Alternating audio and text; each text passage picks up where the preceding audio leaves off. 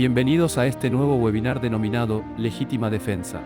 En esta oportunidad daremos inicio con la disertación del oficial subinspector abogado Nahuel Ramiro Toranzo, quien nos adentrará a esta temática tan relevante en nuestra función policial. Sin más, comencemos. Bueno, antes que nada, buenos días a todos, gracias por la presencia. Como decía el doctor Jerez Palma, hoy lo que vamos a ver es legítima defensa,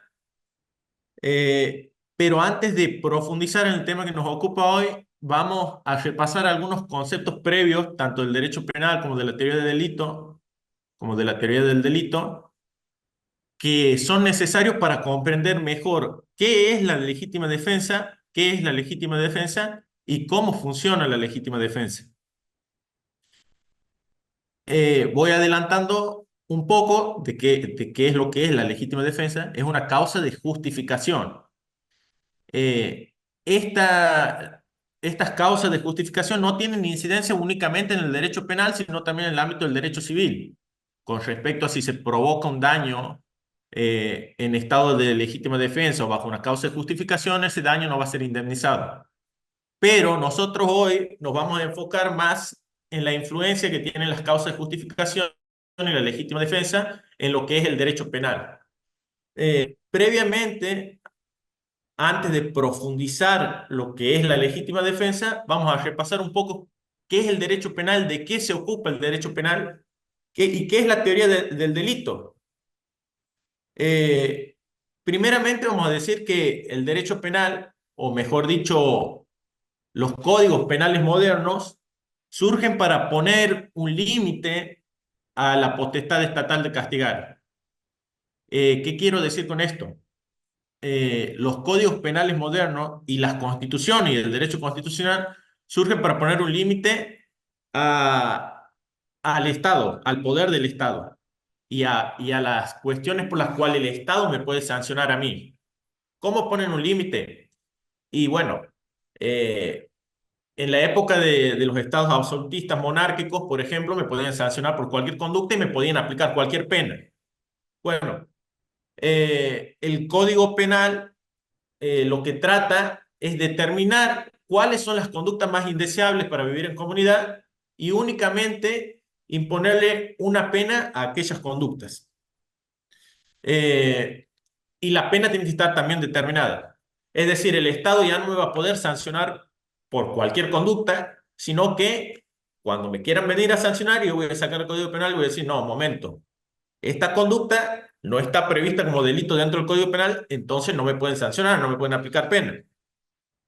Eh, del mismo modo, el derecho constitucional también trata de poner un límite al poder estatal de castigar. Eh, Hay dos principios rectores o dos grandes principios que limitan este poder estatal de castigar que tienen que ver con el principio de legalidad y el principio de reserva. Ambos están resaltados en nuestra Constitución Nacional. El principio de legalidad en el artículo 18, que establece que ningún habitante de la nación puede ser condenado sin juicio previo fundado en ley anterior al hecho del proceso. ¿Qué quiero decir con esto? Que para que me condenen por alguna conducta, esta debe estar previamente establecida como delito. ¿Previamente a qué? Previamente al hecho que yo he cometido. Si no está previamente establecido como delito y yo he cometido un determinado hecho, no me pueden condenar. Eso dice el principio de legalidad, artículo 18 de la Constitución Nacional. Por otra parte, el artículo 19 de la Constitución Nacional establece que las acciones privadas de los hombres que de ningún modo afecten los derechos de terceros, el orden público ni la moral, quedan exentas de la autoridad de los magistrados, es decir, fuera del alcance del poder de los jueces y solo reservadas a Dios, que nadie está obligado a hacer lo que la ley no manda ni privado de lo que ella no prohíbe. Por lo tanto, las conductas que van a seleccionarse como delitos tienen que ser, primeramente, acciones que afecten el mundo exterior y que no sean privadas. Únicamente pueden ser consideradas como delito aquellas acciones que trasciendan la esfera interna del sujeto. ¿Está bien? Dicho esto, que tanto el derecho penal como el derecho constitucional tratan de poner un límite a la potestad estatal de castigar, determinando en qué cuáles son las conductas que van a ser condenables. ¿Y cuál es la pena que le voy a aplicar? Que no me apliquen cualquier pena. Les pongo aquí un ejemplo. Por ejemplo, el artículo 79 del Código Penal argentino dice: se aplicará reclusión o prisión de 8 a 25 años al que matare a otro. La conducta establecida como delito, en este caso, es matar a otro. Y la primera parte que está en azul, que pueden ver ahí, reclusión o prisión de 8 a 25 años, es la pena que van a imponer al que matare a otro, siempre que no haya un agravante o un atenuante, claramente. Eh, entonces, primeramente, eh, a la persona que matare a otro se le puede aplicar una pena. ¿Por qué? Porque, según el principio de legalidad, está establecido en el Código Penal como delito. ¿Y cuál es la pena que se le va a imponer? Únicamente puede ser de 8 a 25 años si no concurren agravantes o atenuantes. Explicado esto, vamos a pasar a ver eh, a grandes rasgos, muy superficialmente, porque cada uno de los temas que siguen pueden ser objeto de una disertación en particular, digamos, porque son temas muy largos. Entonces vamos a ver muy superficialmente cuáles son los elementos del delito, qué es la teoría del delito, para después sí adentrarnos en el tema que nos ocupa hoy, que es la legítima defensa. Con respecto a la teoría del delito, ¿qué trata de hacer la teoría del delito? Trata de explicar cuándo una determinada conducta va a ser considerada pena, perdón, cuándo una determinada conducta va a ser considerada delito y en consecuencia va a ser merecedora de pena. La teoría del delito, por lo general, define al delito como una acción típica, antijurídica y culpable. Estos son los cuatro elementos que se tienen que dar para que haya delito. Si una conducta no es considerada acción, no es delito. Puede ser que esa conducta sea considerada acción, pero que no esté tipificada en el Código Penal, y ya les voy a explicar lo que es que esté tipificada, y en ese caso tampoco va a haber delito, porque si bien es una acción, no está tipificada. O puede ser que una acción sea típica, pero no sea antijurídica, tampoco va a haber delito, o que una acción sea típica y antijurídica, pero no sea culpable, tampoco va a haber delito. Para que haya delito y para que la conducta sea merecedora de pena, es necesario que sea una acción que sea típica, que sea antijurídica y que sea culpable. Si falta alguno de estos elementos, no se considera la conducta como delito. La acción, la acción es primeramente una conducta humana voluntaria. Y ya he dicho que solo pueden ser alcanzadas por el derecho penal las acciones de los hombres que causen, o de las personas, mejor dicho, que causen una alteración en el mundo exterior, afectando por lesión o por peligro algún bien jurídico, que el bien jurídico es el valor que se busca proteger, el valor que se busca proteger con la tipificación de una conducta como delito. Por ejemplo, con el delito de homicidio, el valor que se busca defender es el valor vida. Yo sanciono el homicidio porque busco defender la vida. Eh, Hay determinadas conductas o determinados hechos que no son consideradas acciones. Es decir, hay determinadas circunstancias que excluyen la acción. Uno es la fuerza física irresistible, otro el que actúa en estado de inconsciencia. Por ejemplo, un caso de fuerza física irresistible. Yo empujo a otra persona y esa otra persona choca con una tercera persona, la tercera persona cae por las escaleras y muere. Eh, a la persona que yo he empujado le podemos decir que ha cometido un delito y no, porque ha actuado por fuerza física irresistible. No ha dominado su acción. ¿Me entienden? Entonces, en este caso se excluye la acción. Si se excluye la acción, ya no podemos seguir analizando los demás elementos del delito. ¿Por qué? Porque si no hay acción, ya no hay delito. Eh, Otro caso en donde se excluye la acción, otro caso en donde se excluye la acción, son los casos en los que la persona actúa en estado de inconsciencia. Por ejemplo, un sonámbulo que comete un delito. Ahí le pongo dos casos por si son curiosos y quieren googlear. Uno es el de Kenneth Parks, que es absuelto del asesinato de su suegra porque lo mata en estado de inconsciencia en el año 1987. Y el otro es el caso de Brian Thomas, que mató a su esposa dormido en el año 2008. Estaba soñando que estaba siendo asaltado, que estrangulaba a un delincuente, a un ladrón, y cuando se despertó la encontró a su esposa sin vida. En ambos casos fueron absueltos porque obviamente actuaron en estado de inconsciencia, se probó todo esto en un juicio de que eran sonámbulos y se consideró que no hay acción. Entonces, lo primero que tenemos que ver para ver si una conducta es delito es si esa conducta constituye una acción. Si no constituye una acción, no puede ser delito. Ahora bien, si la respuesta es afirmativa, es decir, que esa conducta es una acción, si la respuesta es afirmativa, es decir, que esa conducta es una acción, vamos a pasar a analizar si esa acción es típica. ¿Y qué decimos cuando decimos que una acción es típica? Pues bien, cuando la misma está descrita dentro del Código Penal. Por ejemplo, decimos que la conducta de matar a otro es típica porque esa conducta está descrita dentro del Código Penal en el artículo 79. El que matare a otro se aplicará prisión de 8 a 25 años. También hay determinados errores que pueden excluir la tipicidad. Por ejemplo, una persona que estando en el bosque cazando de noche ve una silueta a lo lejos y pensando que es un animal, dispara y cuando se acerca se da cuenta que la silueta corresponde a una persona, eso se denomina error de tipo. En esos casos se excluye la tipicidad, es decir, que la conducta no va a ser típica. Se podría llegar a excluir la tipicidad de acuerdo a si el error era vencible o invencible. No vamos a profundizar en eso ahora. Pero en esos casos se puede excluir la tipicidad, no se va a considerar la conducta como típica. Por lo tanto, no va a haber delito. Ahora bien, supongamos que Juan dispara a Pedro en la cabeza y le ocasiona la muerte. En ese caso vamos a decir que es una acción, porque es una acción voluntaria, y que es típica porque está realizando la acción descrita por la norma penal en el artículo 79, que es matar a otro. Entonces vamos a decir que es una acción por una parte y que es típica. Si consideramos que este hecho es una acción y es típica, tenemos que analizar el tercer elemento de la teoría del delito, que es la antijuricidad. Y aquí es donde cobra relevancia las causas de justificación en general y en particular la legítima defensa. ¿Por qué toma relevancia aquí?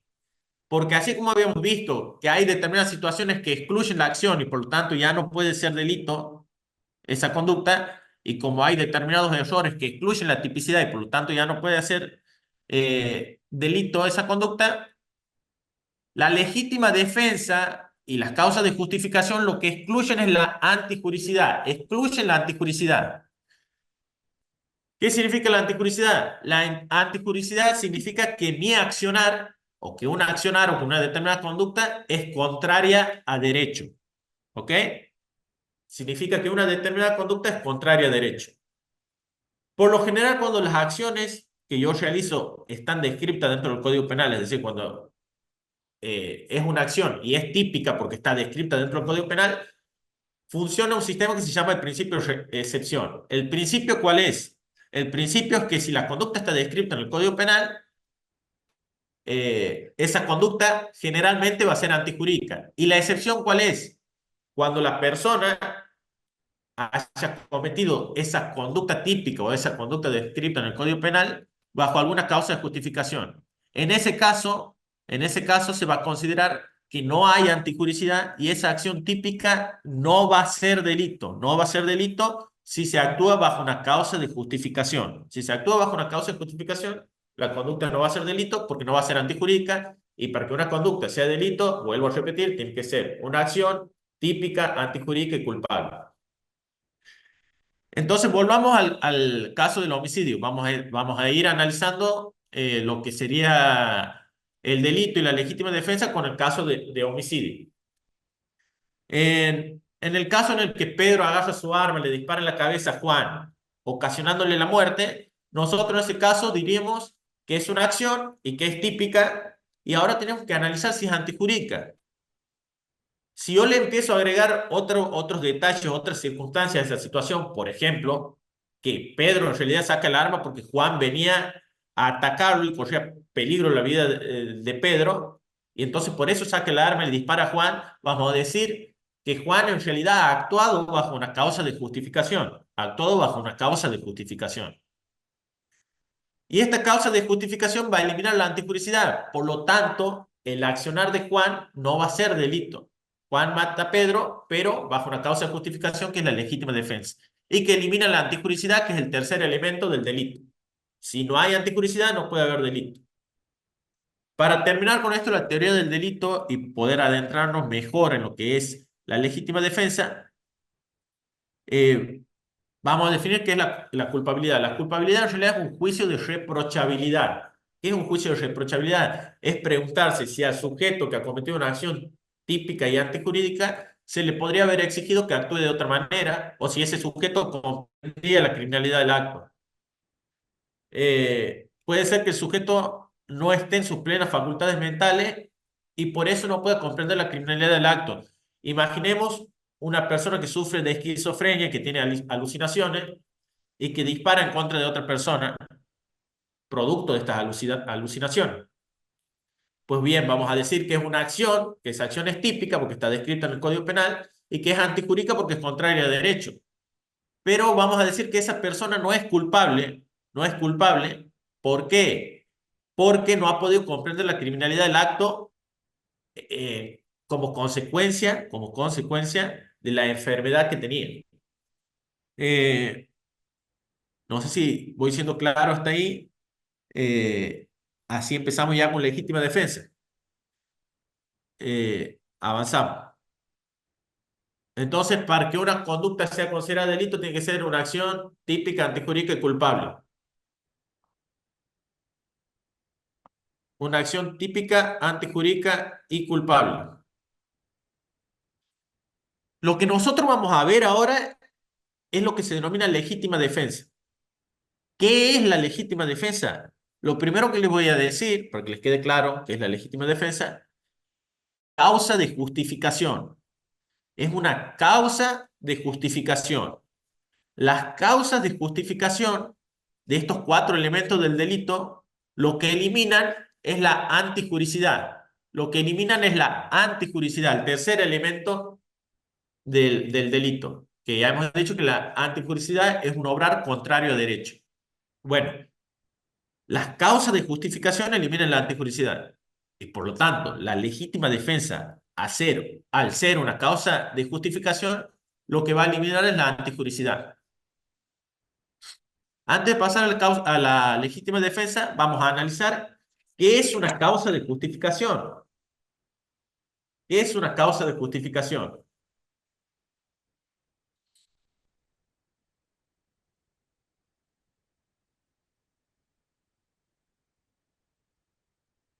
Las causas de justificación vamos a decir que son permisos. Las causas de justificación son permisos, así de claro. ¿Permisos para qué?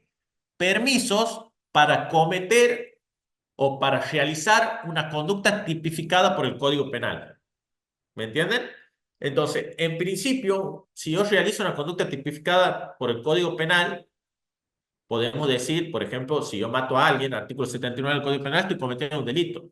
Ahora, si yo mato a alguien en legítima defensa, se elimina la antijuricidad y no es delito.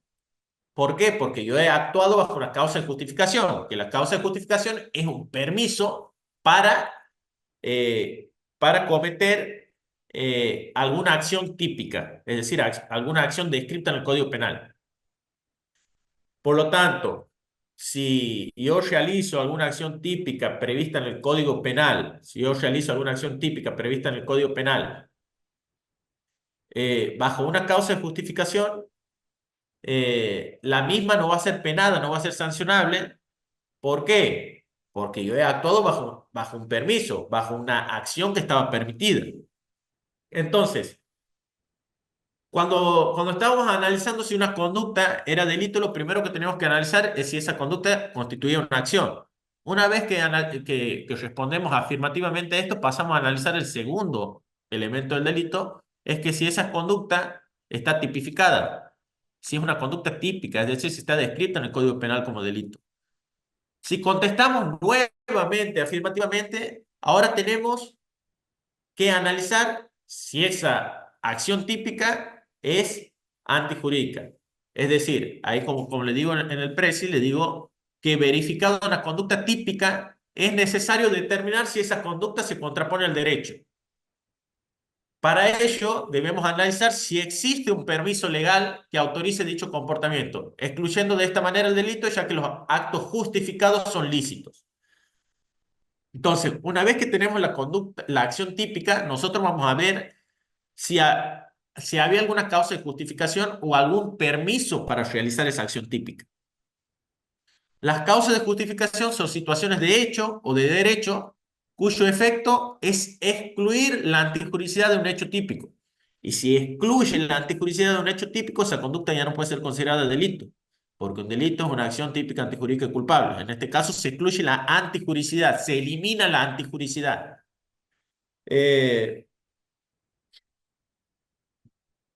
Las causas de justificación en general solo pueden ser establecidas por ley, es decir, emanan de la ley, ¿ok? Y ya vamos a ver en qué artículo del Código Penal están establecidas las causas de justificación en general y en particular la legítima defensa. Eh,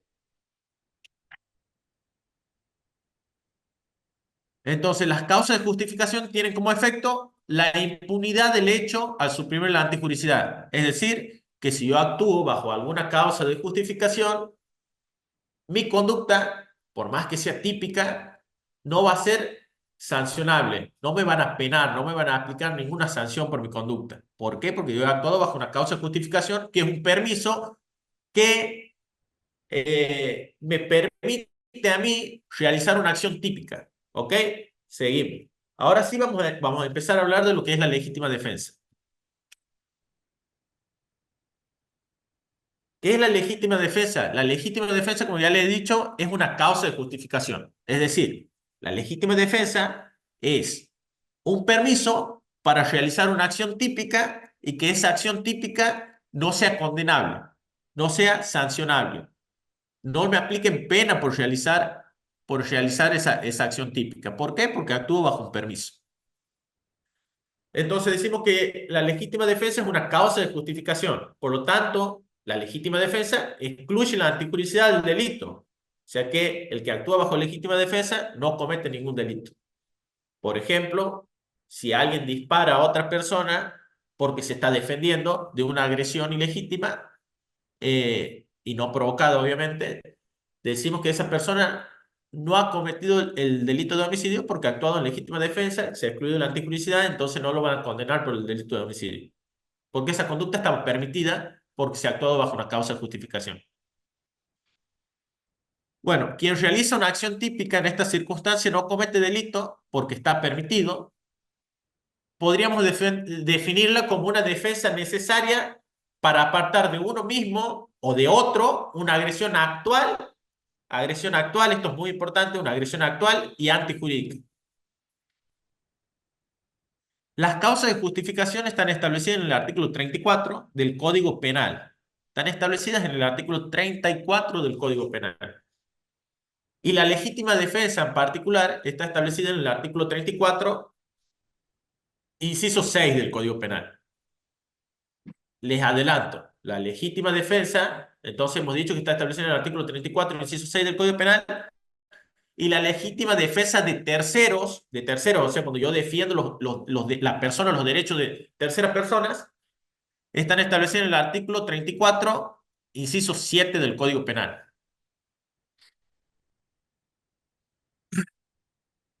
¿Qué dice el artículo 34, inciso 6 del Código Penal? Establece que no son punibles, es decir, no son punibles quiere decir que no son castigables o no son sancionables, el que obrare en defensa propia o de sus derechos, siempre que concurriese las siguientes circunstancias. Estos son los requisitos que se tienen que dar para que se dé la legítima defensa.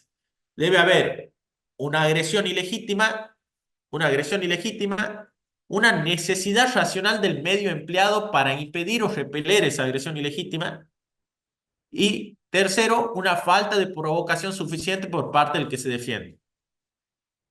Luego vamos a seguir leyendo el siguiente párrafo porque ahí es lo que establece lo que se conoce como legítima defensa privilegiada o presumida. Primero vamos a empezar a analizar cuáles son los requisitos y qué se tiene que dar para que se den los requisitos de la legítima defensa.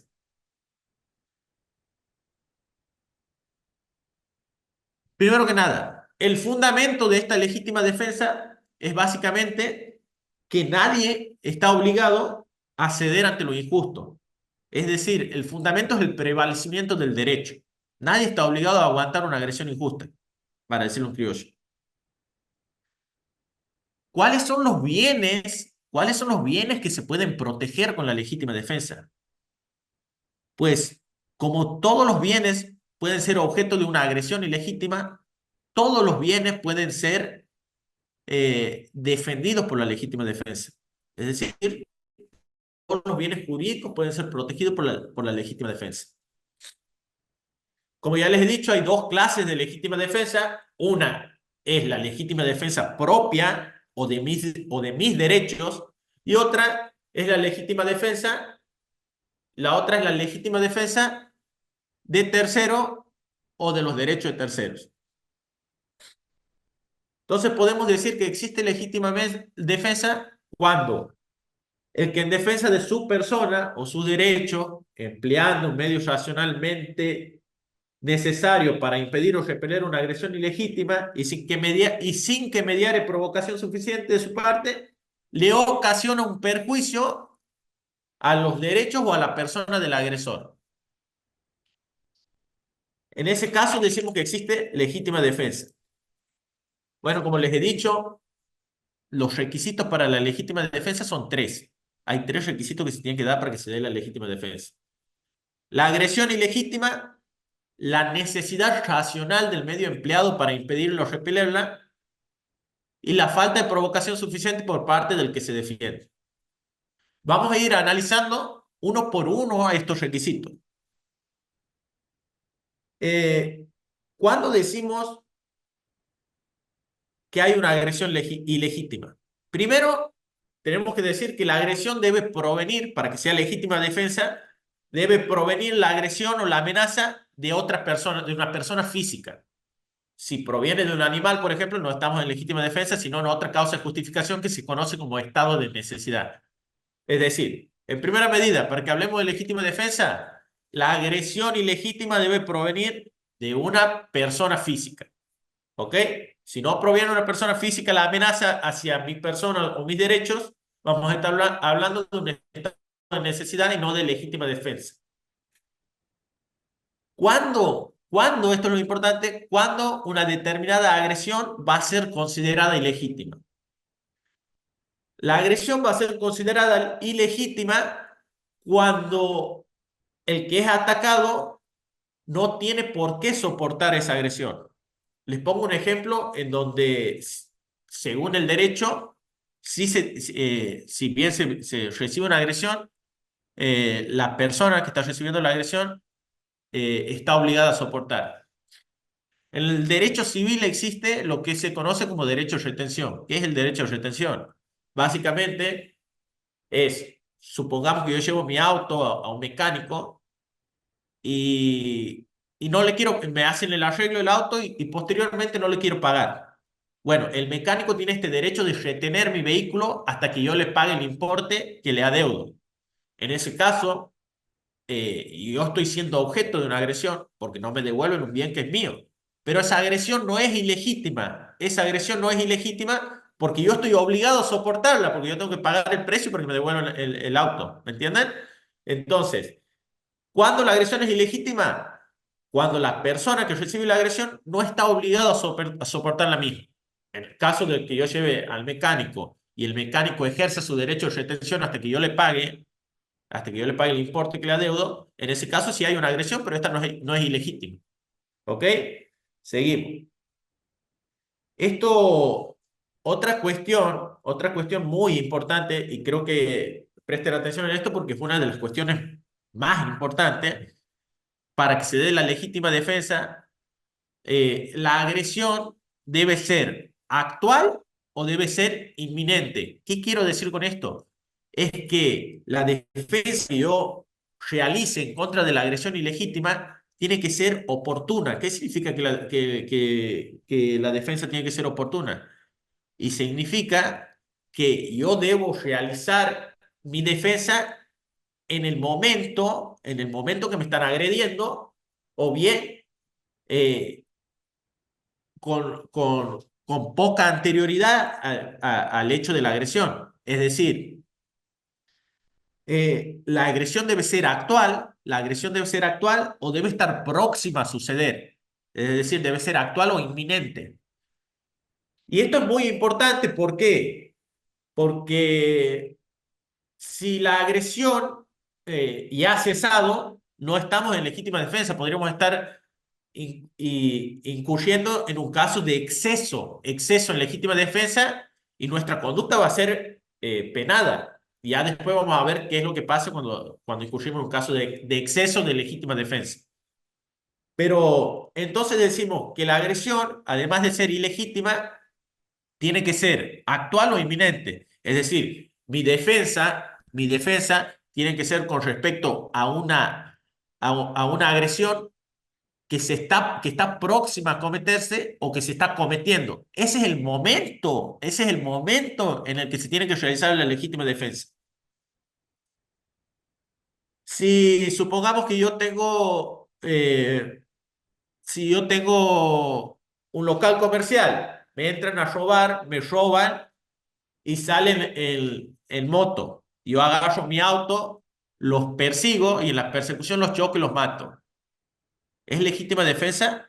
No, no va a ser legítima defensa porque ya ha cesado la agresión ilegítima. Ya ha cesado, ya no corría más peligro ni mi vida ni ninguno de mis bienes. Eh, entonces decimos que eh, no es racionalmente necesaria la defensa cuando la agresión ya ha cesado, ya ha terminado la agresión, o bien cuando se adelanta demasiado a ella. Escuchen esto, la defensa que se anticipa, la defensa que se anticipa demasiado a una agresión es considerada agresión. Y la defensa tardía, es decir, la que se realiza una vez que ya ha cesado la agresión, la defensa tardía es considerada una venganza, ya no es legítima defensa, ¿está claro? Entonces, decimos que la agresión tiene que ser ilegítima y que además la defensa debe ser oportuna, es decir, que debe ser ante una agresión inminente o ante una agresión actual. Si la agresión ya ha cesado, ya no hay posibilidad de ejercer una legítima defensa, sino sería una venganza, una justicia por mano propia, ¿está claro?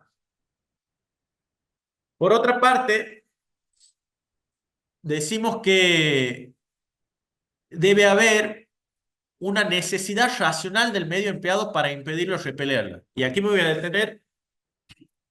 detener 2 segundos. Primero, tiene que haber una necesidad que se conoce como necesidad de defensa abstracta. Es decir, que yo tenga la necesidad de defenderme. Y una vez que se considere que hay una necesidad de defensa abstracta, es decir, que yo tengo la necesidad de defenderme, tiene que haber una necesidad de defensa concreta. ¿Qué es la necesidad de defensa concreta? La necesidad de defensa concreta es la necesidad de utilizar el medio defensivo que estoy utilizando concretamente. Es decir, primero hay una necesidad de defensa abstracta. Yo tengo la necesidad de defenderme. Y la necesidad de defensa concreta es que yo tengo la necesidad de utilizar ese medio en particular, ese medio en particular.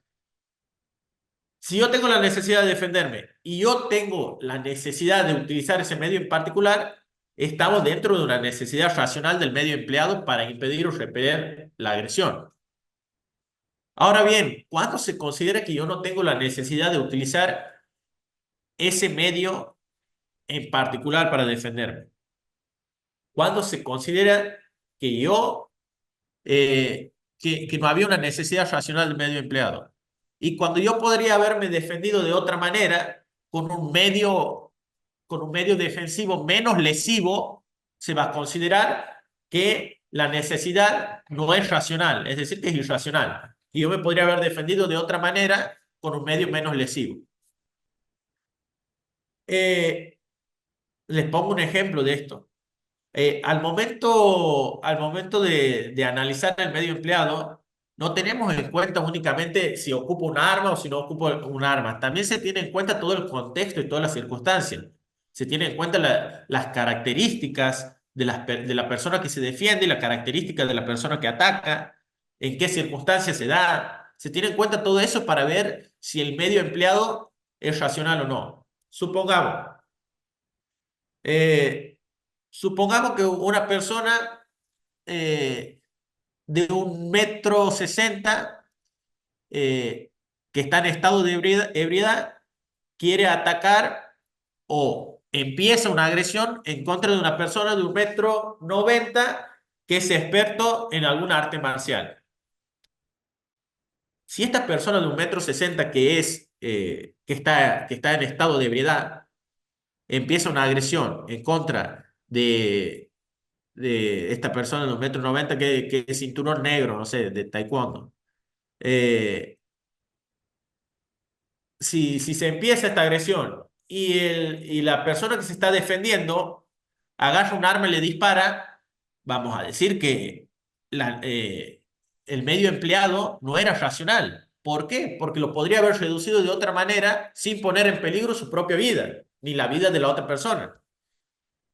Ahora bien, si se da el caso inverso, si se da el caso inverso, es decir, el profesor de taekwondo o viene Mike Tyson y te quiere atacar, y obviamente vos no estás en las mismas condiciones que un boxeador profesional que ha sido campeón mundial de defenderte. Entonces, si en ese caso vos utilizas un arma y le disparas, podría ser que estemos ante una necesidad racional del medio empleado.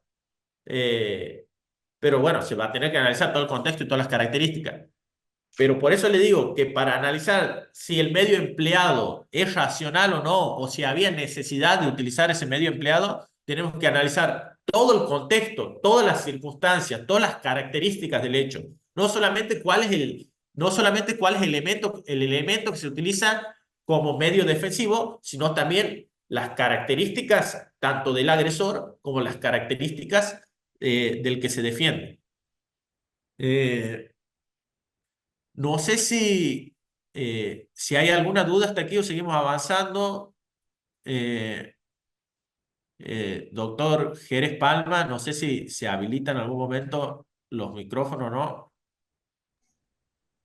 Doctor, la verdad que bastante bien la explicación. Sí, por ahí hay situaciones justamente particularmente practico taekwondo y hay situaciones a nivel país de muchos boxeadores, karatecas, inclusive hay jurisprudencia de, de karatecas, si no me equivoco, en el cual han cometido un exceso de legítima defensa, en el cual no quedaba justificado o con el permiso, entre comillas, como decía usted, que justamente esta causa de justificación por el solo hecho de tener una experiencia de muchos años en artes marciales y bueno, obviamente no le va a cubrir, no se puede justificar diciendo que no sabía.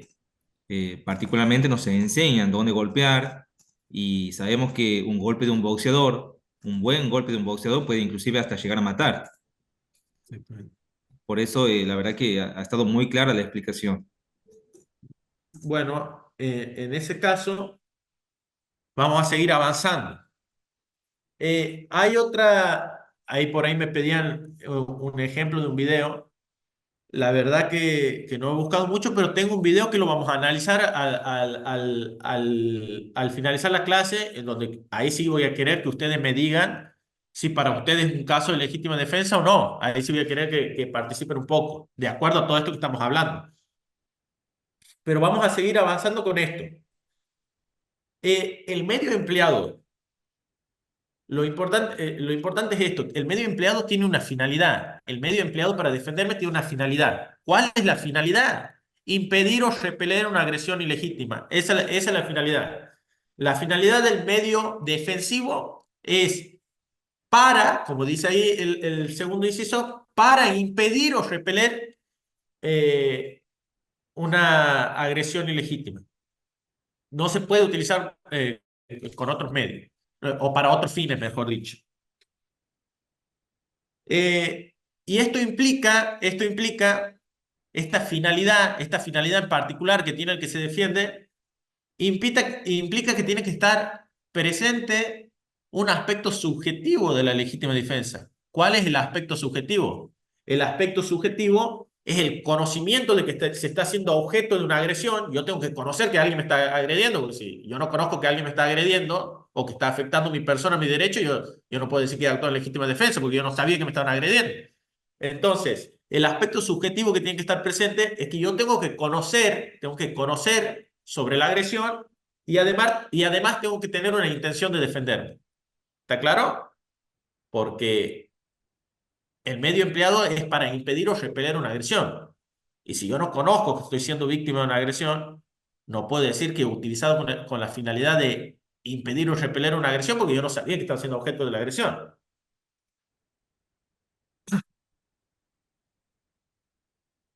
El último requisito de la legítima defensa, el último requisito de la legítima defensa es la falta de provocación suficiente. ¿Qué significa que haya provocación suficiente? Bueno, la provocación es una conducta que lleva a cabo la persona que dice defenderse, pero que causa conscientemente la agresión de la otra parte. Entonces, por ejemplo, yo provoco que la otra persona me agreda para después yo defenderme, ocasionarle un daño y de esa manera decir, no, actúa en legítima defensa. No, bueno, para que se dé la legítima defensa no debe haber provocación suficiente. Es decir, el que se defiende no debe haber causado conscientemente la agresión, no debe haber querido causar la agresión. ¿Me entienden? Entonces, en primera medida no debe haber provocación. Eh, y no debe haber provocación. Otra característica más que tiene que tener esta provocación, que sea suficiente. ¿Qué quiere decir que sea suficiente? Que esta provocación sea grave. Que sea grave. No cualquier provocación es suficiente. Eh, Casos en donde se ha considerado eh, eh, eh, eh, como provocación suficiente cuando de mi mujer se ha considerado casos de provocación suficiente, por ejemplo. Y obviamente la otra persona se ha defendido, me ha ocasionado un daño, no puede decir que actuó en legítima defensa porque se ha considerado jurisprudencialmente que era un caso de provocación suficiente. ¿Y qué pasa? Esta es la pregunta ahora. ¿Qué pasa si yo provoco a alguien, esa persona me agrede y yo me defiendo? Y después en un juicio digo, no, bueno, pero yo he actuado en legítima defensa porque, porque había una agresión. No, bueno, pero vos la has provocado. En ese caso, pueden pasar dos cosas. Pueden pasar dos cosas. Si mi provocación directamente ya es considerada un tipo de agresión, porque yo lo he golpeado, por ejemplo, en ese caso ni siquiera va a haber causa de justificación. Es decir, que si yo le provoco la muerte, me van a condenar como un homicidio simple.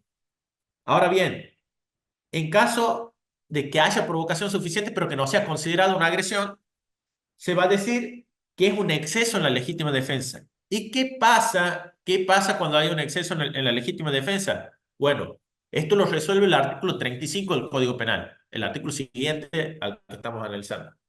¿Qué pasa? Bueno, se va a condenar a la persona por la figura culposa si es que el Código Penal la admite. Es decir, si yo provoco la muerte habiendo actuado, entre comillas, entre legítima defensa, que no se ha actuado en legítima defensa porque se ha provocado la agresión, no me van a condenar por homicidio simple, pero sí me pueden condenar por homicidio culposo. ¿Claro?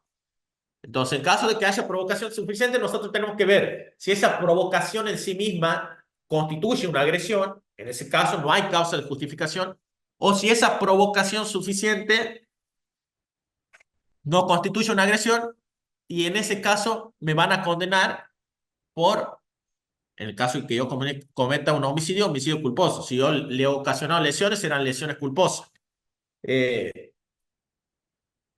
Vamos a ver, antes de pasar a los últimos dos temas que tenemos que ver, antes de pasar a los últimos dos temas que tenemos que ver, vamos a ver si podemos ver un video Y de acuerdo a lo que hemos estado analizando, ahí sí quisiera que participen, algunos si se animan, eh, y diga si para ustedes hay legítima defensa o no, si se cumplen con los requisitos o no.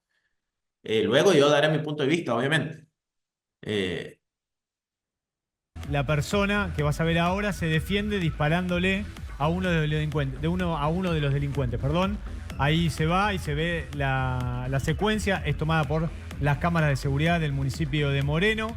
La persona que dispara es un policía que estaba de civil y fue aprendido. En las próximas horas va a ser indagado por el fiscal Gabriel López. Ahí ves, mirá, esta es la secuencia completa, ¿no? Esto ocurrió en Lugones y Payró, en la localidad de La Reja. La persona que dispara, repito, es un ex policía con su pistola reglamentaria, una Versa Thunder Pro. Hace 3 o 4 disparos. El que cae en el suelo es Ledesma Emiliano Gabriel, de 18 años.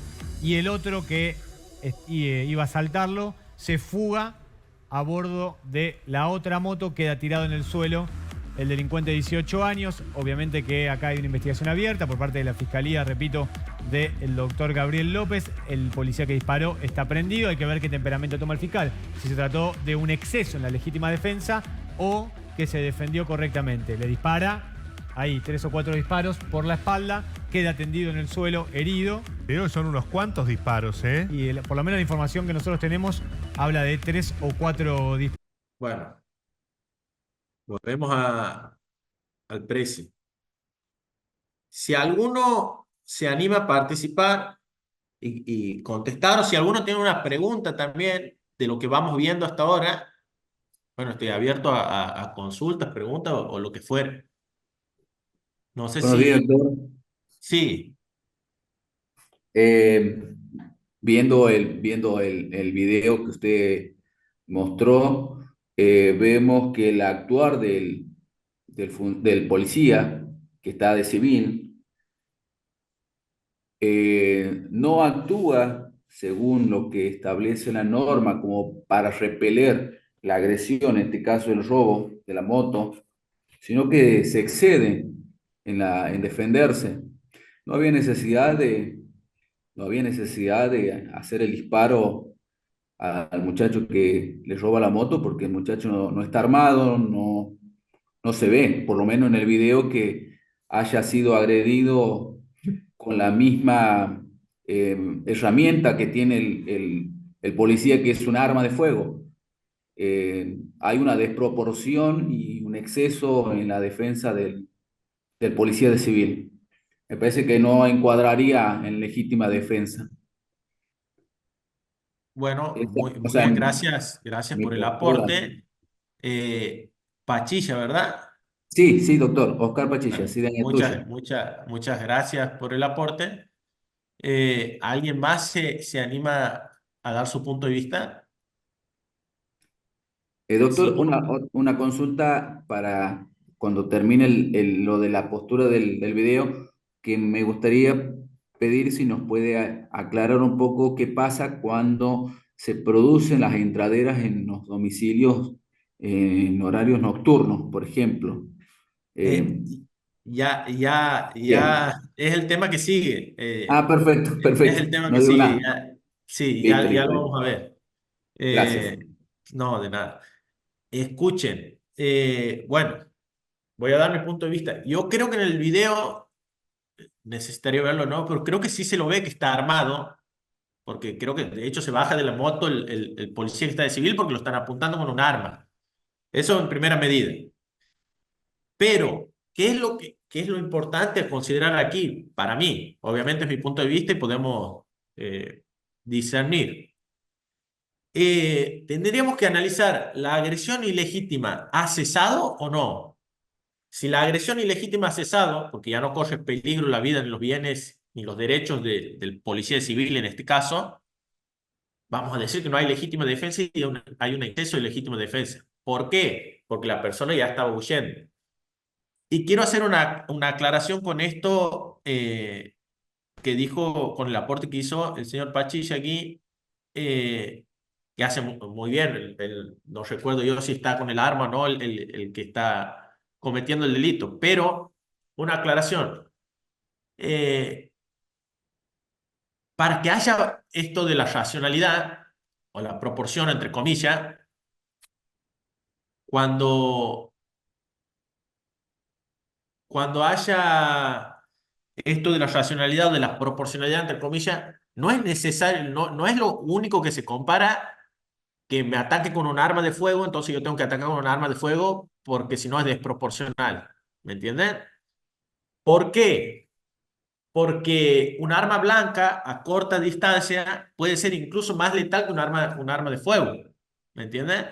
Entonces, aquel que se defiende con un arma de fuego cuando está siendo atacado con un arma blanca, no podríamos decir que es un exceso en legítima defensa. No se trata únicamente de la proporción entre el medio comisivo de la agresión y el medio defensivo del que se defiende.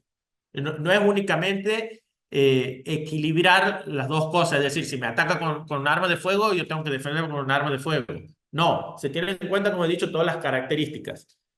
Pero en el ejemplo este, yo considero que podríamos decir que la agresión ya ha cesado, es decir, que la legítima defensa no es oportuna, porque ya se estaba por escapar con la moto, digamos, y dispara medio de espalda, digamos.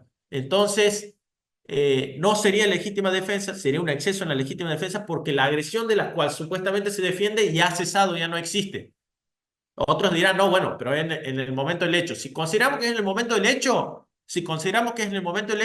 yo creo que sí es legítima defensa.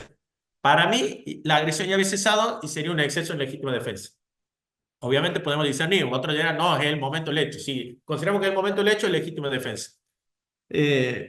¿Alguna duda hasta aquí? ¿Está todo claro? No sé si o ponen en los chats o... A ver. Ahí José Daniel Ibáñez dice, no corría riesgo la vida del policía, retirado al momento de efectuar.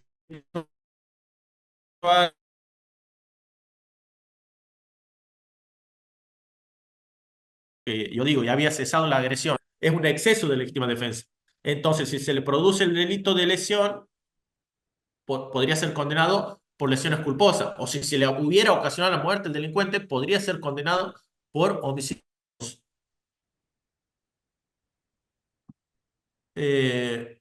Vamos a avanzar ahora. Quedan dos temas.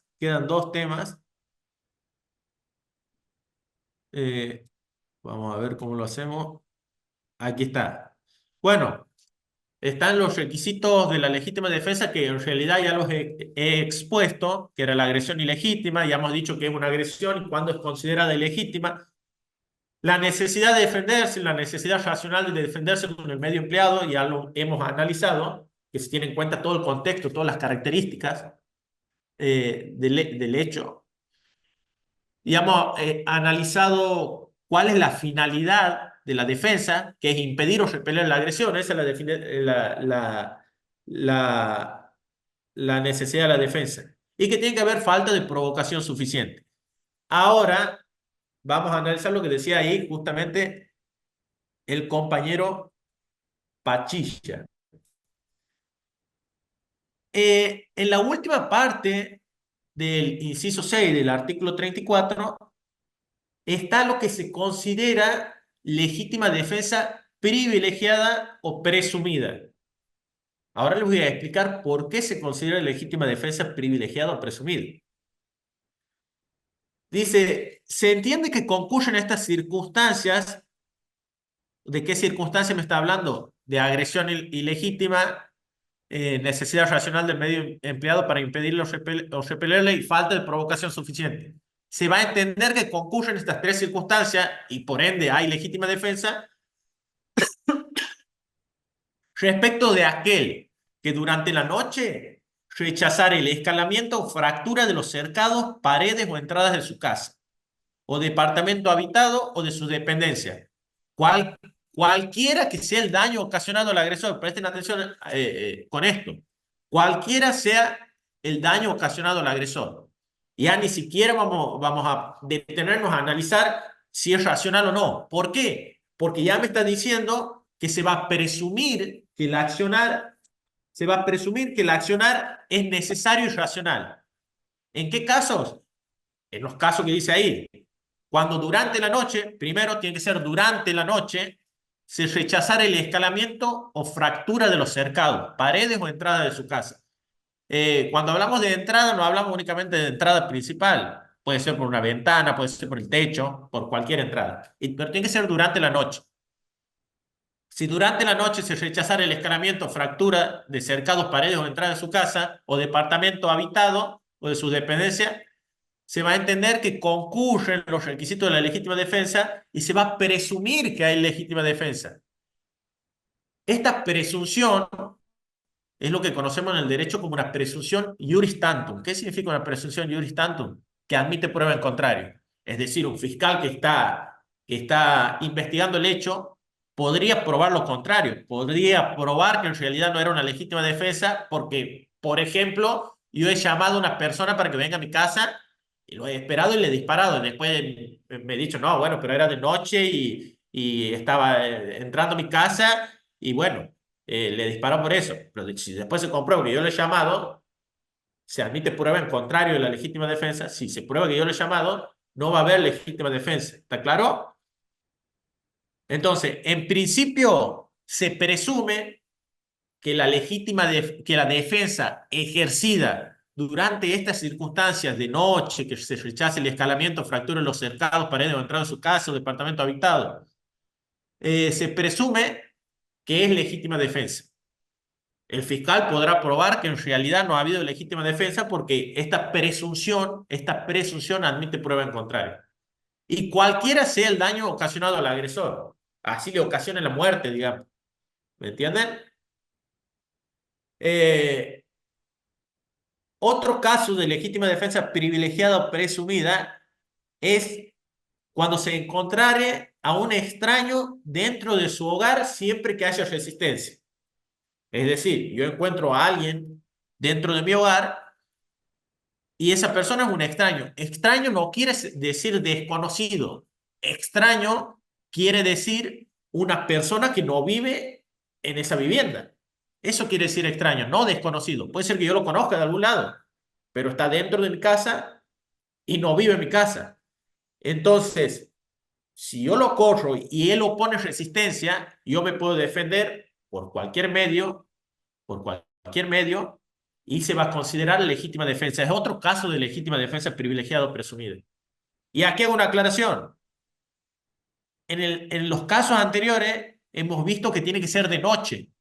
En este caso dice igualmente respecto de aquel que encontrara un extraño dentro de su hogar siempre que haya resistencia. No importa si es de noche o de día. Si yo encuentro un extraño, que extraño no quiere decir desconocido, sino alguien que no vive en esa casa, de noche o de día dentro de mi casa, yo lo puedo correr y si opone resistencia, puedo defenderme y va a ser considerada una legítima defensa privilegiada o presumida. ¿Está claro? No sé si el compañero Pachilla, que era justo el que había traído este tema, si ha quedado claro o no.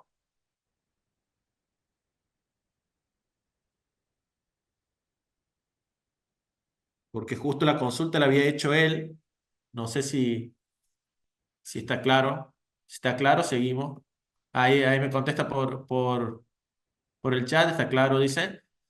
Nos queda por ver ahora, eh, habiendo analizado lo que es la legítima defensa propia y habiendo analizado lo que es la Perdón, legítima doctor, ¿puedo defensa. hacer una pregunta? Sí, sí, puede. ¿Qué tal? Yo soy el doctor Cura, soy médico legista y comisario del departamento médico policial. Buen día, un gusto. Estos hechos que usted acaba de mencionar de legítima defensa, ¿tiene que ser dentro de los límites del domicilio o puede ser, por ejemplo, porque creo que Pachilla hacía mención de las entraderas? ¿Y las entraderas hasta dónde se considera el límite del domicilio? ¿Puede ser en la vereda? Porque me tocó una situación de entradera, pero no llegué a los extremos, pero sí a desenfundar mi arma y hacer que destituya su acción el que me avanzó esa noche, que yo estaba entrando con mi familia, pero fue en la vereda. Entonces Sí, yo no bueno. sé cómo, si incluye eso los límites del domicilio y qué es lo que lo Sí, da el límite del domicilio particular. Gracias. sí. Ahora analizamos. Como primera medida, eh, en ese caso, yo creo que no es un caso de legítima defensa privilegiada. Sí podría ser. Si usted se hubiera defendido, obviamente, si se hace en el momento de la agresión, es legítima defensa, digamos. Pero se tienen que probar todos los requisitos, no se encuentran presumidos. ¿Por qué? Porque si bien dice su dependencia, lo que trata de defender es, bueno, que sea de noche, pero que intenten ingresar a la vivienda, es decir, que sea un escalamiento o fractura de paredes o de cercado o entrada de su casa. En este caso, o sea, si se da en la vereda, por lo general se da la entradera en la vereda. No sé cómo será el caso en particular, pero si se da en la vereda y no intentan ingresar, no sería un caso de legítima defensa privilegiado o presumido. Obviamente puede ser un caso de legítima defensa normal, digamos, donde se tienen que probar los requisitos, pero no se van a encontrar presumidos los requisitos, porque para que sea un caso de legítima defensa privilegiado o presumida, es necesario que haya fracturas, escalamiento o que se intente ingresar al domicilio, ¿me entiendes? No sé si he sido claro con esto. Sí, sí, perfecto. A mí la situación era justo me encaró, yo estaba entrando con mi familia, mis hijos, y bueno, me encaró una persona por detrás de la camioneta que logré visualizarla. Entonces, antes de que empiece su accionar, yo le di la voz de alto, destituyó su accionar, justificándose que venía a pedir una moneda, que ya era un tipo conocido de la zona, así que bueno, destituyó y se fue, pero Claro, no intentó en ningún momento claro. Bueno, eh, el accionar seguir en este con caso la es agresión. correcto, digamos, porque, como le he dicho, la agresión puede ser actual o puede ser inminente. No es necesario que sea en el momento preciso de la agresión, sino que puede ser un instante antes cuando vos te das cuenta que está por... En ese caso también legítimo o actual. Eh, si Perfecto, se muchísimas adelanta gracias. mucho, la defensa en realidad va a ser una agresión. Y si la agresión ya ha cesado, en realidad va a ser una venganza, una justicia por mano propia. Pero si es en el momento del hecho, si es legítima defensa o si es inmediatamente anterior a la agresión, también va a ser un caso de legítima defensa. ¿Está claro? Perfecto, muchísimas gracias. No, de nada. Eh, Vamos a analizar ahora sí lo último, que sería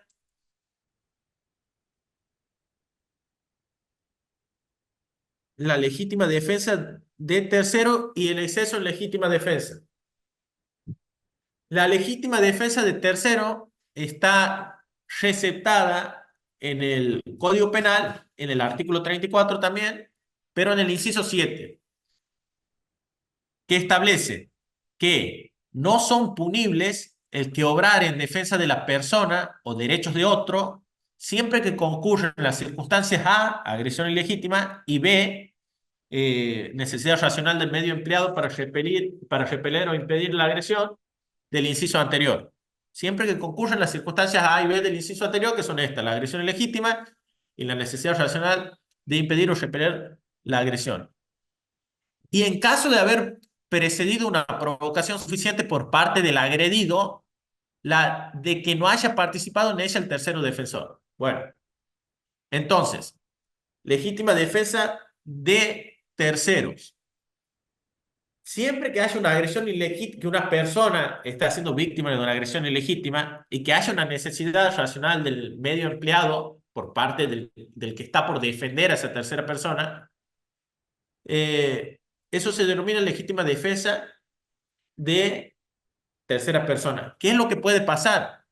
Puede pasar que la persona que está siendo agredida haya incurrido en una provocación suficiente y el tercero que lo está por defender no lo sepa. En ese caso lo mismo va a ser una legítima defensa de tercero.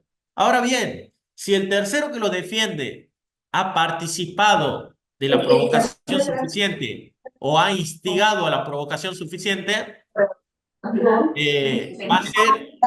no va a ser legítima defensa, porque yo, bajo el camuflaje de una legítima defensa, mando a alguien que provoque a una persona, luego lo defiendo y le ocasiono un daño al agresor, entonces no es considerada legítima defensa. Es decir, para que haya legítima defensa de tercero, tiene que haber agresión ilegítima, necesidad racional del medio empleado y no tiene que haber provocación suficiente. Y si hubiera habido provocación suficiente por parte de la persona que va a ser defendida, el que lo defiende no debería haber participado en esa provocación, si no, no va a ser legítima defensa. Por último, vamos a ver lo que es el exceso en legítima defensa. Vamos a decir que existe un exceso en legítima defensa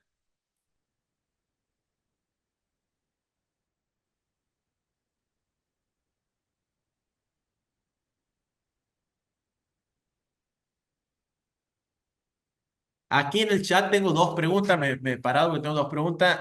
Una, Silva Evelyn, si puedes prender porque como ha sido hace 10 minutos ya no sé de qué estábamos hablando, pero si puedes prender el micrófono y hacer la pregunta en concreto, Silva Evelyn, que dice, ¿podría dar un ejemplo de qué tipo de defensa se puede ejercer? No sé si estábamos hablando de la legítima defensa privilegiada o presumida.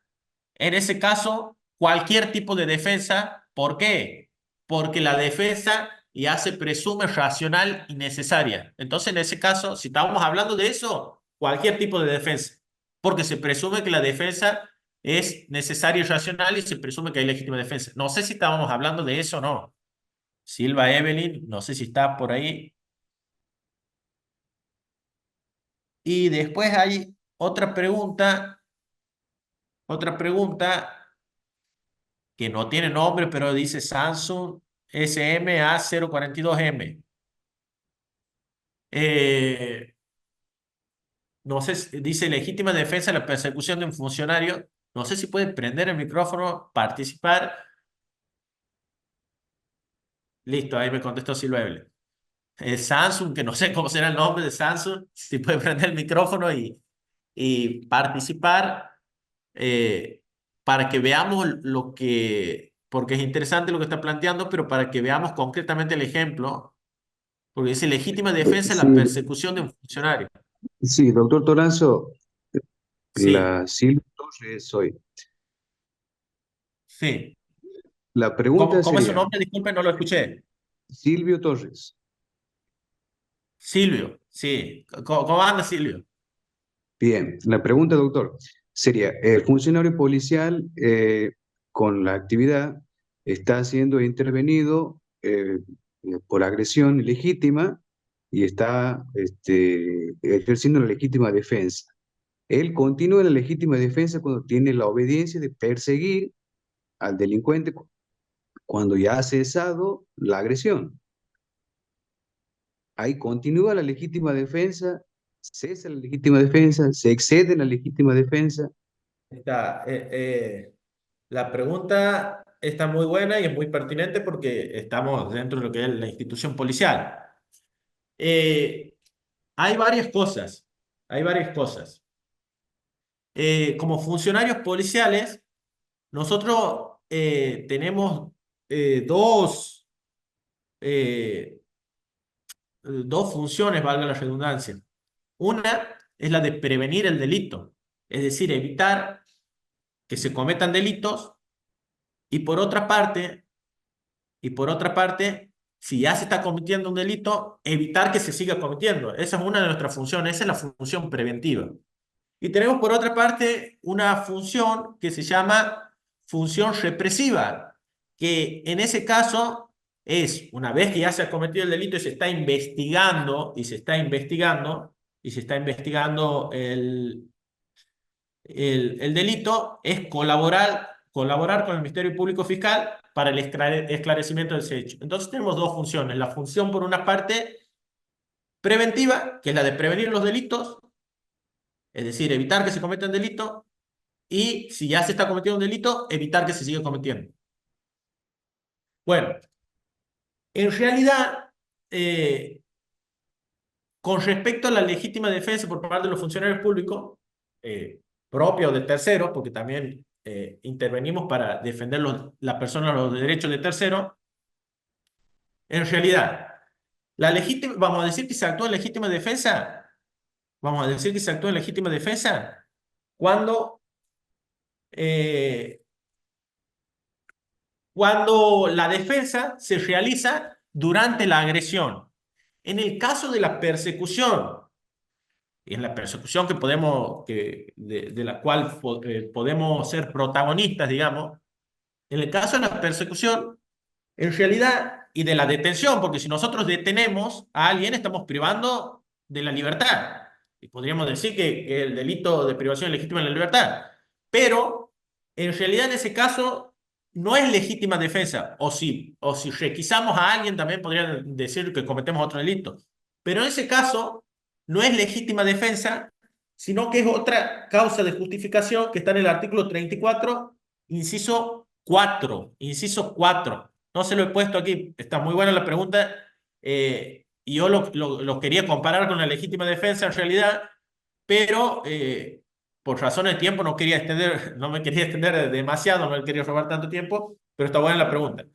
El artículo 34, inciso 4, establece que no son punibles, es decir, no son sancionables, no son castigables, no son penables, el que obrare en cumplimiento de un deber o en el legítimo ejercicio de su derecho, autoridad o cargo. En este caso, cuando nosotros estamos en una persecución de un delincuente y lo detenemos, en realidad no estamos ejerciendo la legítima defensa, sino que estamos obrando en cumplimiento de nuestro cargo, digamos, o de nuestro deber. Estamos obrando en cumplimiento de nuestro deber, que es prevenir el delito. Y estas cuestiones van a ser analizadas por las leyes policiales, obviamente, y también por los códigos procesales penales para ver si hemos actuado bien o mal. Pero en ese caso en particular de la persecución, cuando ya ha cesado la agresión ilegítima, de la persecución por parte del personal policial, cuando ya ha cesado la agresión ilegítima, no estamos en lo que sería una legítima defensa, sino en el legítimo derecho, en el cumplimiento, perdón, de una autoridad o cargo. ¿Está claro eso o no?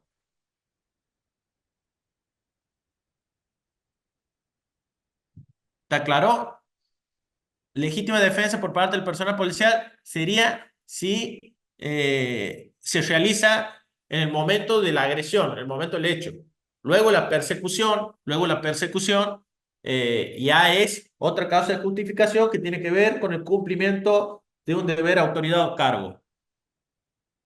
Si se abre el tiempo para que el que quiera pueda hacer preguntas, podemos debatir un poco de esto, o si no, con esto concluye mi disertación. Espero que haya sido claro y espero que hayan comprendido lo que he querido exponer, y le agradezco, y le agradezco por la participación y por su atención y por su tiempo. Si no hay más preguntas, aquí concluye la disertación.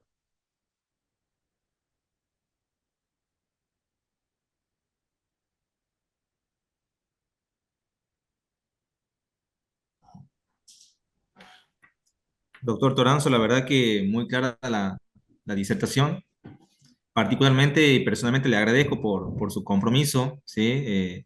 Es un webinar que lo teníamos planeado hace rato hacerlo y bueno, se pudo dar hoy. Espero que a los disertantes les haya gustado, perdón, a los presentes. eh, y gracias también por la participación, por las preguntas, han sido activos en el chat, ¿sí? Por ahí cuesta un poquito soltarse en estas reuniones virtuales, pero ha salido muy lindo. Y de nuevo, de parte del Instituto Superior, de la Jefatura de Policía y de la Secretaría de Seguridad, agradecerle a todos por este seminario virtual, vía web. Así que espero encontrarnos nuevamente en otra disertación, doctor. Y de nuevo, gracias, ¿sí? Estoy Aprovecho disponible para... para cuando necesite, doctor. Muy bien, gracias. Hago Gracias. una última aclaración aquí eh, porque hay una pregunta. Dice, doctor, buenas tardes. si alguien ingresa a mi domicilio, puedo usar algún tipo de agresión en contra de este para poder reducirlo sin ningún temor por el trabajo. Me imagino que, bueno, seguramente funcionario policial. Primero, una pequeña corrección que tiene que ver con, más que nada, con una palabra utilizada. Ahí dice, si alguien ingresa a mi domicilio, puede usar algún tipo de agresión. Vamos a decir algún tipo de defensa, porque si es agresión, ya no estamos hablando de legítima defensa. Esa es una primera aclaración. Que no reviste tampoco de tanto porque se puede haber confundido, pero algún tipo de defensa en contra de este para poder decirlo sin ningún temor por el trabajo. Aquí hay una cuestión importante porque lo interesante aquí es que en realidad sería, según lo que me está diciendo, sería un caso de legítima defensa privilegiada o presumida, es decir, que se presumen los requisitos de la legítima defensa. Pero sin ningún temor por el trabajo, seguramente dentro de la institución policial se iniciará algún tipo de información sumaria porque se tiene que determinar si es actuado en legítima defensa o no, digamos. Pero si se cumplen los requisitos, no va a pasar, no vas a ser sancionada en el trabajo, ni vas a ser sancionada aún menos en sede penal. Eh, pero bueno, hay veces que se tienen que probar o acreditar los extremos de la legítima defensa y esto lleva un tiempo, naturalmente, digamos, el tiempo que lleva un proceso. Eh, pero probándose que ha ingresado un extraño a su casa y que usted se ha defendido, no correría riesgo su trabajo. ¿Está claro ahí? Bueno, muchas gracias Claro, por la claro, doctor. atención de nuevo y muchas gracias, doctor Jerez Pablo, por convocarme para la disertación.